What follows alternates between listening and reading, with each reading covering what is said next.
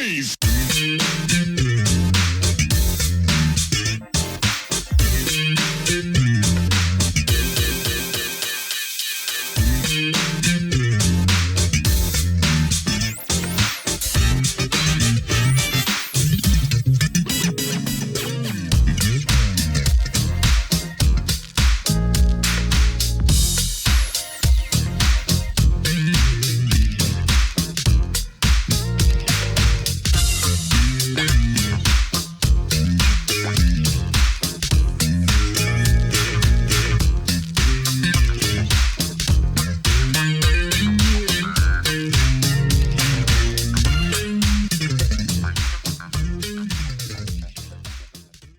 Welcome back to the next part of this Truth and Rhythm episode.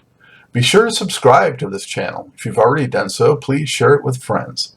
Also become a member by joining Truth and Rhythm on Patreon, or consider donating at funkinstuff.net.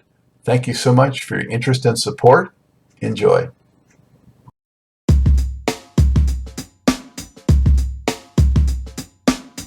Hey, before we get started with today's show, I just want to draw your attention to new merchandise. Funkin' Stuff and Truth and Rhythm designs are in, and they look pretty darn cool. So show your support, help support the program, and show off some stylish merchandise and apparel. Only at the Funkin' Stuff store.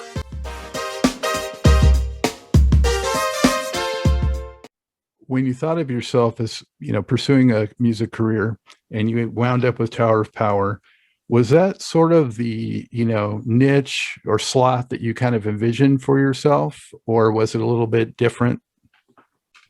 Well, I always envisioned myself being a singer, Lenny Williams, and never thought so much about being in a group or anything like that, because most of the groups, they were all dancing and, the choreography, the Temptations, the Miracles, people like that. And that wasn't really, at that time, that really wasn't what I wanted to do. It's like, I just wanted to sing, like you say, just vocalize.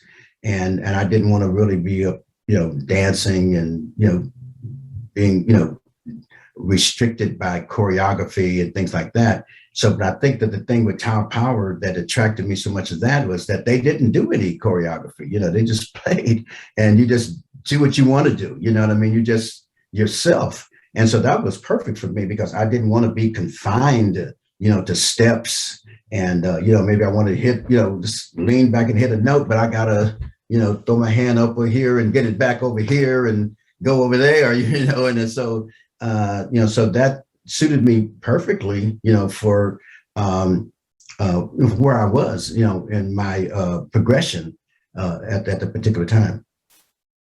And so, but it was definitely something that I was proud to do. It wasn't like, it's like, this is the only thing that's available for me, and so I'm going to do it. No, it was, I was,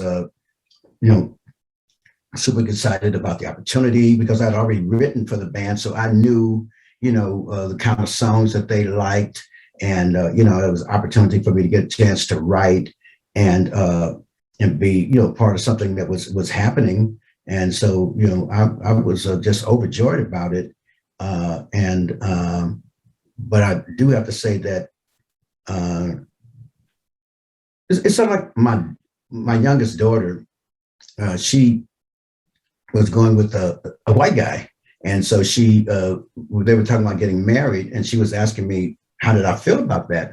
And I was saying, well, if you love him, you love him, right? I said, but to be honest with you, when you were a child, and I thought about one day that I would marry you, that I would, you get married, and I'd walk down the aisle in my vision, maybe it's just because of, the way things are in the United States, or the way things are culturally.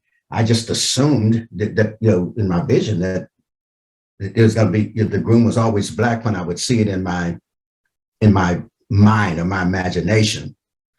But doesn't mean that that's was the only way that I would accept you getting married. And the same thing when I was growing up, I'd see myself as a on Ed Sullivan. And now, right here live on our stage, really big show, Lenny Williams, I didn't think, in terms of a band, but in no way did that mean that if an opportunity with a band came up that I wouldn't accept it and be, in it wholeheartedly and just dive in and, just become, part of an ensemble. I'm not sure if you're aware, but I had Emilio on the show a while back, and I asked him, about a couple of, road experiences that really stand out to him from that era. And so I want to ask you the same thing. Are there one or two memories from the road, good or bad, or crazy or funny or whatever, with Tower of Power that just really leaped to your mind? Well, I remember we were in Germany. We went on a Warner Brothers tour. That was right before I left the band. And so we get to, I don't know what city it was in Germany. And God, I'm trying to think of his name. There was an American singer over there, and he was huge in Germany. He had the Rock You Baby. George McRae? George McRae, right. And so he's like, hey, Lenny, what have you been doing since you've been here? I was like, just singing, just doing this. And he's like, oh man, I'm gonna check you out. And he's like huge over there, right? And so he takes me out, we have a ball, and I just, and then we're gonna leave like about 4 or 5 in the morning. I get back and it's like 2 o'clock. So I pack all my bags and everything and I put them out by the door. And because they come by and get your bags and stuff and put them on the bus.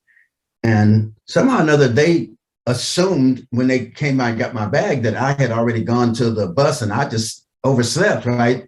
So then when I wake up, everybody's gone, and the people who been to Germany, they know it. What is kind of a saying that, they still haven't gotten over the war, right? And so they don't really like to speak English. And so I jump up and I try to go to the train station to catch everybody, and I get to the train station and they're gone. And then I go back to the hotel and I'm just like, what am I going to do? And it just so happened that I saw this Chinese girl that the guys were talking to the night before. They had a party. So I said, I know these guys don't know how to speak German. So obviously she speaks English, right? And so she was still there at the hotel. I guess she worked there. And it just so happened that she was from Oakland. And I started talking to her. So she took me down to the bus station or the train station, got me on the right train, called the people from Warner Brothers to tell them, what time I was arriving and everything. And then just like, other than that, I'd probably still be in Germany, walking around, be 76 years old, still trying to find my way, but so that was one of the things that stood out. And it's kind of like your version of Home Alone. Yeah, it's definitely right. And then I remember, sometimes, just us, we were at a hotel in Milwaukee, I think. And we ran into Paul Lynde. He was real popular, and he was on the Hollywood Squares or something like that, and ran into him and his boyfriend or whatever, or husband, I'm not sure. And they were like, so this Paul Lynde, and who are you guys? They're talking about, oh, yeah, whatever. And then he's like, you guys got any pills? You got any pills? I was like, they were looking for Quaaludes or something like that. It was just funny, you see this guy there, and then then it's like you're awestruck. But then, he's like buddying up to you. It's like, and then running to George Carlin or something like that. And, and I remember running to George Carlin and he was looking for something, get high on. And I remember somebody was like, well, they had some heroin. Oh, no. George was looking for some weed or, or something, but he wasn't looking for, and it was just kind of interesting. He just hurried up and ran away from the heroin. Somebody had it, and then just hanging out with Mick Jagger, doing a show over there in England, and Elton John come to the show, things like that. So those were good experiences, but it's just life, and I was young and living it by the moment, I wasn't taking a lot of pictures. I think about all the, like now with the cell phone, you're taking pictures all the time, and it's like, just I didn't memorialize a lot of that stuff in pictures and things of that nature. But I do have memories, and for the most part, those were good memories, and definitely just I was just building my life and my career. Was there anyone in particular that jumps out that maybe you were on a bill with that just kind of blew you away with their performance on stage? Maybe Earth, Wind & Fire, yeah. During the Tower Power years, you mean? Yeah. Probably maybe Earth, Wind & Fire. We did one show with them, and they were kind of like starting out, and they were on Columbia or whatever it was, and we were Warner Brothers, and we were battling out. I think the Jacksons even came to the show. He's like, "Oh, you got these two bands, from California, LA, and Southern California, Northern California." And it was that was a lot of fun. Yeah. And just kind of awed by their performance. But there were a lot of people that we did shows with that really stood out. Carlos, did shows with Carlos Santana. Just kind of watching how headliners, like when people come to see someone, their expectation level is at a peak, and sometimes it's, even though a opening act may outshine the headliner, just for the mere fact that people come to see the headliner, they still kind of walk away feeling that that the headliner met all the expectations, and I think that's just because I guess it's what you're looking for, and just kind of noticing things like that. I remember one time we were in New York, small outside of New York. I can't think of the city, and they were like, "Who's opening up for us tonight?" And they said, "Oh, LaBelle," and they said, "Oh, that's Patti LaBelle and the Bluebells." We're thinking they're going to come out in these gowns and do their, and then we hear this. We're downstairs and in the dressing room, we hear this rumbling and this roaring and this crowd just going crazy, like Marilyn Monroe or Elvis Presley or somebody walked in, and it was just it was just so tremendous that we had to come upstairs and take a look. And here's Patti LaBelle rolling around on the stage, and they had these space outfits, and it's like, it's like, oh my God, we got to go on behind that. It's just unbelievable. And then when we go on, I would say probably a half to 3/4 of the people had left. It was like they came to see LaBelle. And and it just so happened that Tower Power was headlining the show, and I don't know if they had a cult following there or whatever, but that was a real interesting night too. And he just just kind of the effect of a powerhouse coming on before you, and it was I don't know, if you ever talk to Emilio, maybe he might remember that show, but it was really kind of interesting, just that the whole effect. Yeah.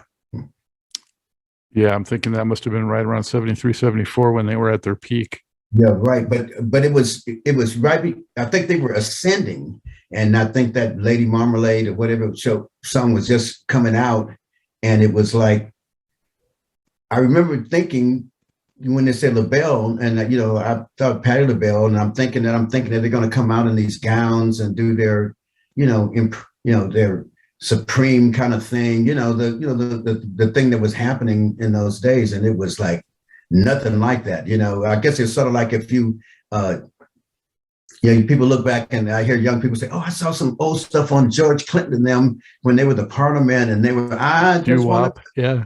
right, and that do up, and then the next thing you know, this guy's got 15 colors in his hair and a beard and walking around with a diaper on and all this other kind of stuff. And it's like, oh no, it's like that was then and this is now, and it was like when they made that change, and it was just really kind of interesting. Yeah. And I never will forget that show, and it kind of always stuck with me. And my other thing with Patti LaBelle was I remember I was on tour, and Richard Pryor was the headliner. So we're on tour. So I would go on, Patti would go on, and then Richard. And so we get to, this is after I left Tower Power. So we get to somewhere in Louisiana. And the lady who was promoting the show says, Patti, you have to go on first and open the show because the crowd usually comes late. And if they come and Lenny's already sang that "'Cause I Love You" song, I'm gonna have a problem. And Patty's like, no, don't go that way.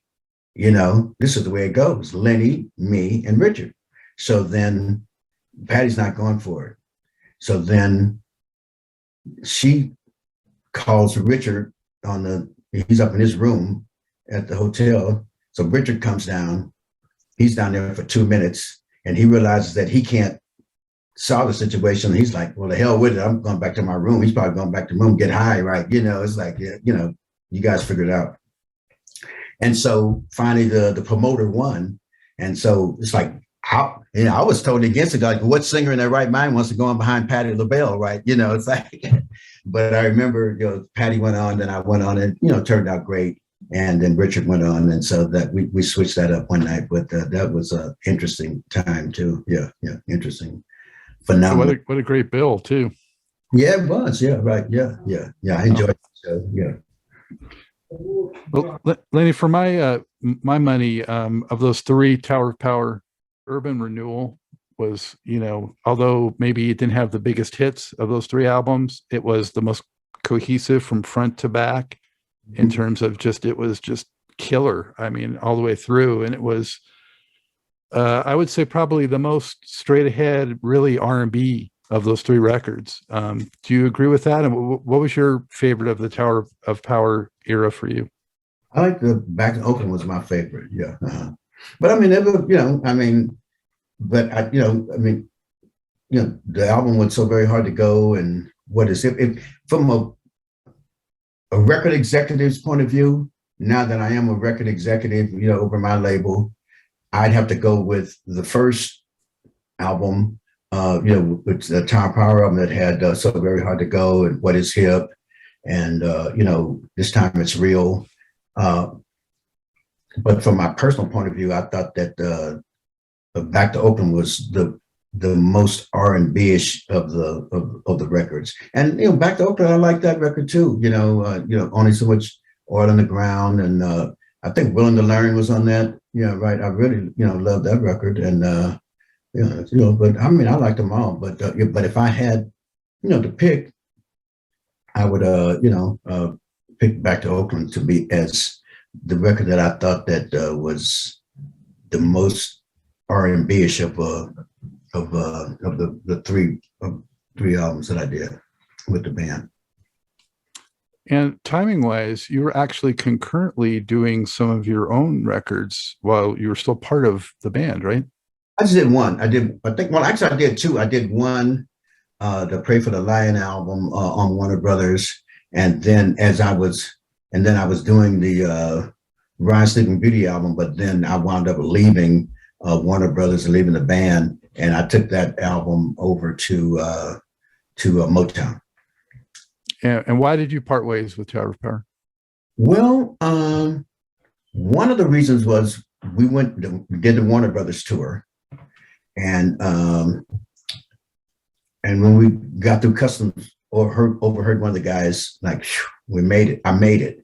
And then I subsequently found out that he had snuck his heroin kit in, and I was like, I got 2 kids, 2 sons, and I think we had gotten this talk from Warner Brothers that, it was Frankfurt where we were going in. And Frankfurt, they said, of all the places in Germany, Frankfurt was the most like the South in the United States.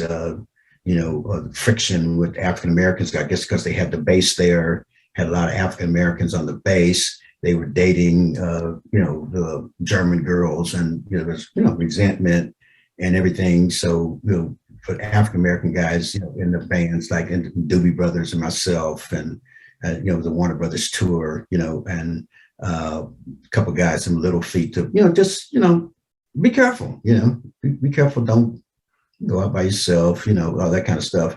So I'm thinking,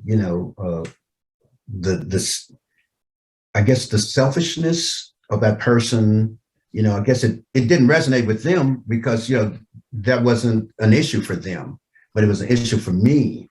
And so, if I come out with all my tall friends and somebody says, people here, when they see tall people, they want to fight, so I kind of look out, for my tall friends, and so I remember going to Mimi and I was just telling him, hey, when we get back, I'm out, I was like, I'm not like cold turkey, but, find somebody, do you think could fit the bill? And so it happened, Hubert Tubbs was hanging out, he wanted the gig, it would have been fine if, 6 months ago, if he could have had it, and I guess he's flirting with the band and, they're kind of flirting with him a little bit or whatever. And maybe rightfully so, because, there was all this talk that I might leave or whatever. And so, I guess, it's understandable that you might just be thinking, well, we need, somebody to, people have a spare, in the car, because something might happen, might get a flat. And so it worked out for me and, worked for band. So that was my main reason. And then I kind of thought that we were getting a little incestuous with the music. The writers were, primarily Mimi and Doctor and me, doing, some writing. Bruce every now and then would throw in a song, but and so I kind of thought that the music was a little incestuous, so to speak, that we need new ideas and outside writers to come in, and so that was in the back of my mind. And then when the thing happened in Germany, over in Frankfurt, it was like, okay, it's time to go, because I don't want to go to jail at all, and I sure don't want to go to jail in a foreign country not in 1975, I think it was, yeah. And so I just opted to lead the band. And it really clicked for you as a solo artist with Choosing You. That record, I think, went gold, but you had the hit I mentioned earlier, went to number 21 on the R&B. And, how did that record come together? And did it end up being as you had sort of imagined or envisioned? Yeah, it was really interesting because I had done the two records when I was with Child Power, the Rise Sleeping Beauty and the Pray for the Lion album, and they didn't hit. And so I was dejected. And then I was kind of wondering, maybe, I had hit my peak with Child Power, maybe that was the way it was supposed to be. Mick Jagger's, had smash hits with the Rolling Stones, and he's done albums by himself and they haven't hit, you know what I mean? And so maybe that's the formula for Mick, and I was thinking, well, maybe that might be the same for me, maybe this is the formula that's going to, make me have hit records and bring the best out of me. So I started to, second guess myself and everything. And so then I, at the behest of Otis Smith, record executive at ABC, who went on to, do his own thing with Beverly Glenn Records and, do the big hits with Bobby Womack and Anita Baker. He suggested that I get with Frank Wilson, who was a legendary Motown producer who had just left Motown, and work with Frank. And, and I was writing songs, and Frank had songs, and we just kind of put them together, and bam, Choosing You just hit. It was like, wow, records are just flying off the shelf. And, Frank was open everything, we needed horns. He said, let's get the Tower Power horns to play on this, kind of give you some continuity, give the audience some, he was thinking he was amenable to, suggestions. And I remember doing Shoo, Foo, Foo, Ooh. A friend of mine came down from San Diego, and Michael Thompson, and we wrote Shoo, Foo, Foo, Ooh. I called Frank on the telephone. I just wrote this song 20 minutes ago. Oh, I love it. 2 days later, we're in the studio recording it, and a month later it's out. It was like, it was just hitting all cylinders, just in synchronization. And it was beautiful. And you had such amazing players on there too. I mean, you mentioned some of the guys behind the scenes, but also, I'm looking at the credits here, people like Ray Parker, right, and James Gatson, Ollie Brown, James Jamerson, Nathan Watts, Willie Weeks, Greg Fillinganes. I mean, what an all-star lineup. Yeah. And that's all Frank Wilson, bringing in those guys, and then all of his experience at Motown, so it's like, I'm getting the benefit of Berry Gordy through Frank Wilson, and then he's even bringing in James Jamerson, what I mean? The greatest R&B bass player ever, and the litmus, test by which, every bass player is, measured by, and so, I was just the recipient of, just the goodness, God's goodness and just talented people. Well, such a joyous, soulful, and danceable record. It brought all that together. Yeah. What was it like when you went out doing your own shows at that point? It was great. I started doing shows, and next thing you know, I'm opening up for Natalie Cole, and I'm opening up for Teddy Pendergrass. I'm, just doing it. Me and the Dramatics, the Floaters, you name it. I'm on Temptations. I'm on the shows with the. My heroes, all these people became my contemporaries. And it was just an amazing time in my life. Yeah. And were you immediately doing covers of some of the Tower Power stuff, still doing that, or only doing your new stuff? I was only doing my new stuff. I think that I would do maybe So Very Hard to Go, I think, in some of the shows, but other than that, I didn't do any Tower Power, which I still don't. It's like, I go out to these shows now. I think the only Tower song I do is So Very Hard to Go. And then I get down south. Sometimes I don't even do that. But I'm on the West Coast, California, Oregon, places like that, Nevada. I do sing more the Tower Power because people they want to hear that. Yeah, during that time period, I think the only song I did from Tower was probably So Very Hard to Go. Yeah. I noticed on the follow-up, Lenny, Spark of Love, it seemed like you did less writing. Is that because you sort of had some stuff stockpiled from while you were still with Tower of Power that you got out there for choosing you, and then maybe you didn't have as much material when you got to the follow-up? Well, I was on the road a lot, and so I was traveling around. I can't remember how many songs I wrote on. I know "Cause I Love You" is on there, and then Frank had a lot of writers that he was bringing in, and I was liking some of their stuff. But I mean, definitely my emphasis was on writing, so I can't really remember. I can't look at the record and see what I wrote. I remember we did that song "Half Past Love," and I remember that they wanted me to go on Don Kirshner's rock concert, right? And it's like, I gotta get on a rock concert. So then there was like, I'm gonna fly to New York. Don Kirshner wants to meet with you. We were close, right? So I go over to Don Kirshner's office, on Avenues of America, sitting there, and he comes in and, hey, Lenny, is chit chat, Then he's like, I got this song, Lenny, I think you might like. And he plays a couple songs, and Half Past Love comes on, I'm like, half past love, halfway to lose. I like that. I said, you want to do that, Lenny? I'm like, yeah. Shake hands, go outside, get back to the hotel room. Okay, we're good. You do Half Past Love, and we got a date for you, August, whatever. You're on the show. It's like, okay, this is music business, pat my back, I'll pat your back. And so that was one of the reasons that song came on. Besides, it's a good song. And, when it was like, hey, I'm getting on, Don Kirshner's rock concert. And so, so any song that I would have written would, been, especially if it was like what we felt was a great hit, then probably would have put it on, but we had to make slot for that, Yeah. So it was music business. Yeah. It was good. It's like, yeah, it's the way you do it. It's just good old American business. Yeah. Making it happen. And Midnight Girl hit number 20. So you had another sizable hit on that record. Uh-huh. What was the story with "'Cause I Love You"? Because you did it before that as it was a shorter version, right? And then you revisited it. Speak to the life of that song a little bit.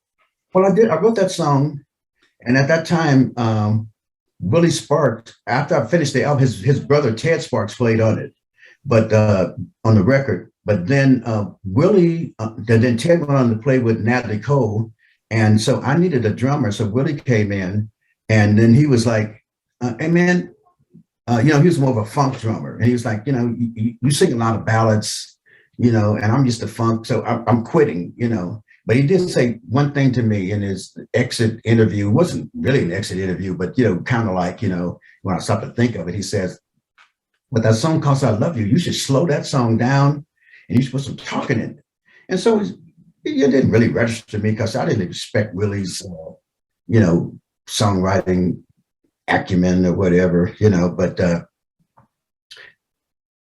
I started doing it on the road, right? And then I did slow it down and I did put some talking in it. And so then I remember when I got ready to do the Spark of Love album, I went to Frank and I was like, yeah, this is what I've been doing on the road. And he's like, oh man, I love it. Well, it was even long, it's 7 minutes on the record, but it was even longer than that. He said, we're going to have to cut some of this out, cut that out. And then I had done it on Motown, so we had to go to Motown because they usually say that, you out of respect, you don't just do, if you did it on a particular label and you go to another label, you don't just do one of the songs, right away. They wanted you to wait 2 or 3 years or something. So we got an agreement. It didn't hit over there, so it was like, hey, they made a business decision. Hell, it didn't hit. Let him do it again. We'll waive the time, restraints. And so I did it again. We slowed down, had the talking in it. And then the day I did the song, Andre Crouch had been begging to come to the studio to hang out with me. So then he's sitting there looking at me, the greatest gospel, arranger and performer of that particular time. So then I just had to really dig deep, at least I want to, get Andre to, to wave his hand or, say hallelujah or something, or give me a smile. And so, it just all came together. Yeah. Yeah, but definitely came together. Classic, the song's been sampled, Kanye West and Twista and so many different people have sampled it. Scarface, I could just go on and on and on. And probably that song's probably made me a couple $1 million. Nothing wrong with that. And you had a Renee and Angela track on there too. They wrote one that was on there.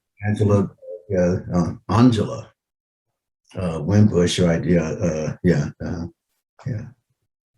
That record also, I noticed on the credits had, you mentioned George Clinton a little earlier, had Billy Bass from Funkadelic doing some music on there. And the guitar players, man, you had Lee Ritenour, Wawa Watson, Paul Jackson Jr. Right. Wow. Lee Ritenour played on the "'Cause I Love You," right? Yeah. Yeah. That's fire.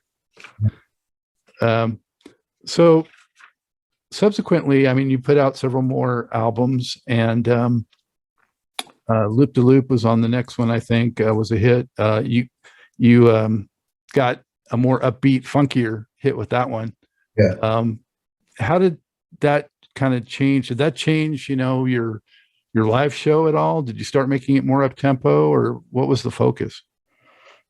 Well, we just put it in the set, I guess by growing up with Sly and all those guys like that, well, my inclination was to be funky, and, kind of always want to kind of chase that, at least to say, hey, I did a real funky record, you know what I mean? And but maybe it's not my forte, but but I did it, and so that was an attempt to do that. I don't think that it came out exactly the way I wanted to do it. I thought that the way my band did it was a little more funkier than we did it with the studio musicians. But that was Frank. He always wanted to use studio guys as opposed to my guys that I play with in Oakland. And I did what he wanted to do. He was a producer and I was being produced, so and it worked for me. But it was just an attempt, and but I just I realized that what my meat and potatoes is, it's ballads and mid tempo and things of that nature, and and just learn how to pace a show. So you throw something in that's a little up tempo, and keep the audience keep their attention, and made it work. And then, going into the 80s was a challenging period for a lot of, Black artists in particular, because of the disco backlash and moving to sort of a corporate R&B kind of sound and the corporate aspect of the music industry. How did you feel about that? And did you feel like it was a challenge to navigate? Well, I mean, it's, you're in the music business and you're being creative. But I mean, I guess it's like in any other business, if you're in the clothing business and a certain item of clothing is popular or a certain style, you may not just copy it, but you want something, in that style, to keep the cash register ringing. And so, you just adapt, so, I just adapted to, trying to do longer records, that make people dance and, use some of the sounds that were, that were familiar in disco records. And, and I think that, songs like Bad Luck, or, that the OJs did, it was pre-disco, but you could say, well, it's a disco record because people dance, you dance for 10 minutes or whatever, so I think a lot of times we put labels on things. So I just thought that disco was basically up-tempo music, R&B, and then just had certain kinds of sounds that they put into it that made it, the violins and things like that made it, kind of fit into this little cubicle, so to speak, that they called disco. So just go with the flow and try to do, what you do best, and you got lions, you feed them their meat, and so that was what was happening, and tried to follow along those lines. I felt like with Let's Do It Today from 1980, it was a little more polished, a little more kind of sophisticated, sound that you seem to be going for with that, as you moved into a new decade. Right. Yeah, I think that was my last record on MCA, I think it was. I'm not sure. Well, Taking Chances, according to the dates I have, was last, but okay, I'm not sure what label Let's Do It Today was on. It's MCA. MCA, right? Yeah. So that Frank Wilson became a minister, and he was into that. I think he had kind of given up doing R&B records, and he was kind of like on the way out on that album that I did with doing the Loop De Loop on, and we kind of felt like that we didn't get his full effort, because he was kind of conflicted, doing with his, we'd be in the studio and he'd get a phone call, and it was church, and he'd go in the back room and be praying or scripture to someone, helping them, and it's like, we're trying to make a record, but Frank was a great guy, so we switched over. I think I got Duboff, Steve Duboff or something, who was a longtime record guy, to come in and produce that album along with me and my manager, Sandy Newman, and give it a good college try. Yeah. Well, and by the time you did Taking Chances, I felt like the sound to me was a little reminiscent of like what Solar was doing with their artists and kind of that kind of type of approach. I think I had Dana, whatever his name is, and Yeah. Will Kevin Reynolds, I think, or Kevin. you know, Is it Kevin Reynolds? Will whatever his name was. Kevin Spencer. Yeah. Yeah, right. And come over and do something. Yeah, so it was just trying to find yourself, ebb and flow, and so it's part of the train. Yeah. So then you were free of majors from that point on, right? And you kind of started finding your way with your own records and independence and things like that, which I'm sure gave you more freedom, but was more challenging in other aspects, right? I put on the executive hat, then I started understanding why record companies want publishing. They got to pay for, getting the records on the radio, and you know what I mean, and paying for distribution, get the records where they're supposed to go, and all kinds of stuff. So it's like, oh, I understand these guys now. They put $1 trillion into these records, and then and the artist goes off and makes 35, 40, 50 grand a night, and they're trying to sell records, and and so they want publishing, they want this, they want that, or they want to pay a small artist fee, so I get it, and so it just broadened my my whole scope of of the record business, and I started understanding it, and just realized that guys, accountants sit up there, and sometimes you make the company profitable by cutting stuff out. You know what I mean? We're profitable. We sold more. No. We just cut out this and cut out that and cut out 50 jobs, and we're profitable. Bam, we're in the black. So I started getting it. Yeah. Well, especially in the 80s, it became in vogue to cut out horn players, and go with the synthesizers. Overheims and all that kind of stuff. Yeah, came into existence, and you start doing that. Instead of just having a band and keeping them on salaries, like, okay, we work this week, you get paid. Next week you don't. We're not working, you don't get paid. It's like you just you just learn how to make it happen. Yeah.